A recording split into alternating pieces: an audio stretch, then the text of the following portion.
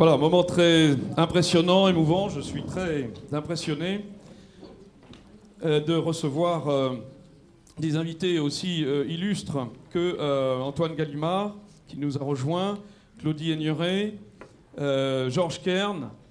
Voilà, juste un petit mot, Georges, on va dire juste un petit mot. On attend que Patrick, pour d'abord nous rejoigne. Nous avions déjà des invités très illustres et des amis très illustres.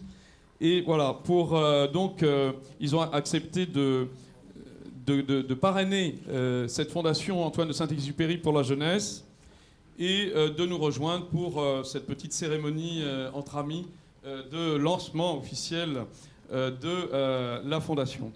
Je voudrais dire deux mots sur cette fondation pour que les choses, pour vous faire partager à vous, tous nos amis, avant que nous descendions dans la nef tout à l'heure, où nous rejoindrons donc les amis de l'extérieur pour un cocktail, faire partager quelques secrets de fabrication de cette fondation.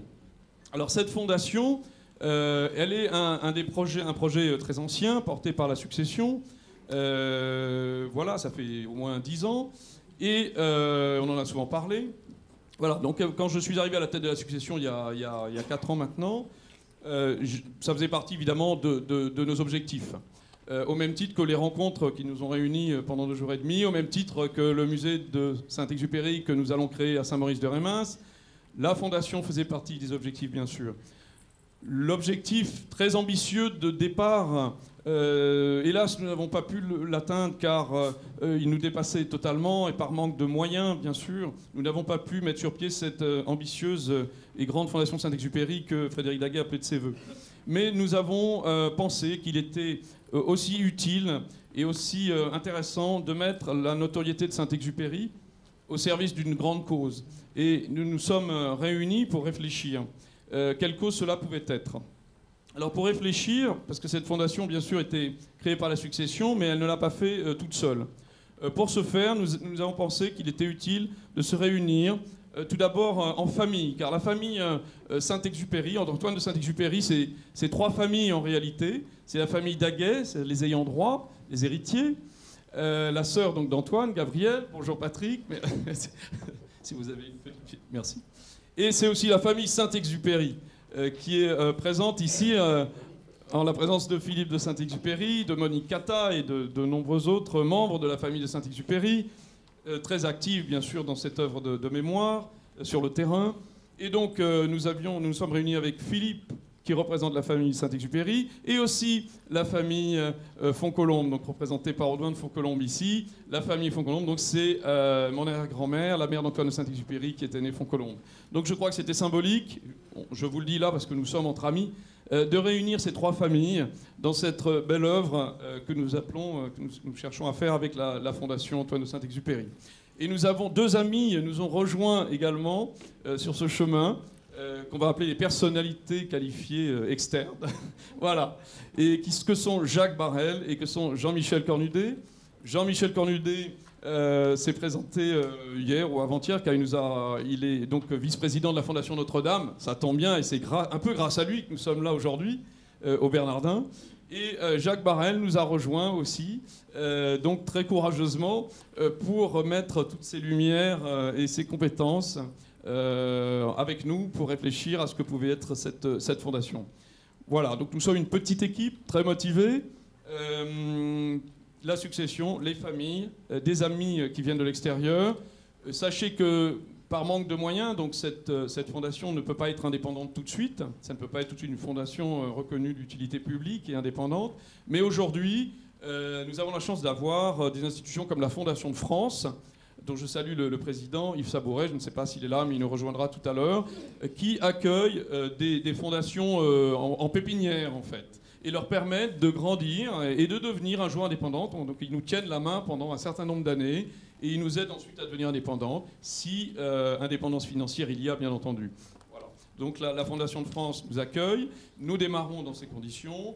La mise de départ, dirais-je, est fournie et mise par la Fondation, mais aussi par, il faut le dire et je tiens à le rappeler, notre partenaire sponsor numéro 1, la société IWC, dont Georges Kern est le président, est ici avec nous. C'est un homme passionné par Saint-Exupéry, et passionnant. Et Georges, encore merci. Je crois qu'on peut vraiment lui rendre faire une ovation parce que c'est aussi grâce à lui que nous avons pu ici nous réunir pendant ces 2 jours et demi. Il faut le dire, Georges. Ça n'a rien à voir avec un lien commercial entre nous. Je crois que c'est au-delà de ça aujourd'hui et que Georges et IVC font partie de notre communauté d'amis. Voilà. Donc il y a eu aussi bien sûr la vente de ce manuscrit que nous avons réalisé avec Sotheby's, manuscrit de Saint-Exupéry, Terre des Hommes au centre du désert, qui a été vendu le 17 juin dernier et qui donc nous a permis de doter la fondation du produit de la vente.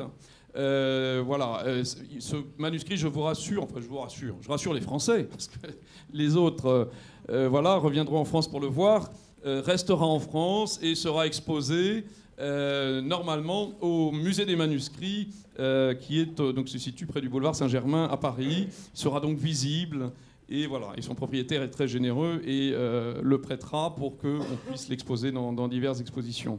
Donc voilà les conditions de création de cette fondation. Aujourd'hui, nous allons nous atteler à trouver des partenaires, des mécènes, entreprises principalement. Philippe nous expliquera ça tout à l'heure, et qui nous aideront donc à avoir plus de moyens pour réaliser plus d'actions. Un mot pour dire que cette fondation, donc, nous sommes réunis, nous avons décidé tous ensemble que cette fondation, la plus belle cause que pouvait défendre Saint-Exupéry, c'est la jeunesse. Je crois que les 2 jours et demi que nous venons de passer nous renforcent dans cette conviction. Donc la jeunesse c'est très vaste. Et en fait, c'est vrai qu'il est difficile d'expliquer à des journalistes ou à des personnes externes qui ne connaissent pas l'univers de Saint-Exupéry. Quand je dis l'univers, c'est tout ce que nous avons vu dérouler pendant 2 jours et demi, c'est-à-dire toutes ces initiatives dans le monde entier de gens très professionnels. Voilà, quand on ne connaît pas cet univers, on se dit la jeunesse est très vaste. Mais quand on connaît maintenant mieux notre réseau, notre communauté, on sait que de nombreuses actions nous sont proposées par vous, par les acteurs, dans plusieurs pays, dans un tas de pays, pour soutenir la jeunesse. Donc nous n'avons aucun problème pour trouver des actions à soutenir aujourd'hui et qui nous sont proposées par notre réseau. Et donc pour nous, c'est une notion qui n'est pas vague du tout. Même si, vu de l'extérieur, elle peut apparaître assez vague. Voilà. Voilà ce que je voulais vous dire sur la fondation, ses conditions de création. Je vous remercie, messieurs. Merci. On se retrouvera tout à l'heure dans la nef. Voilà.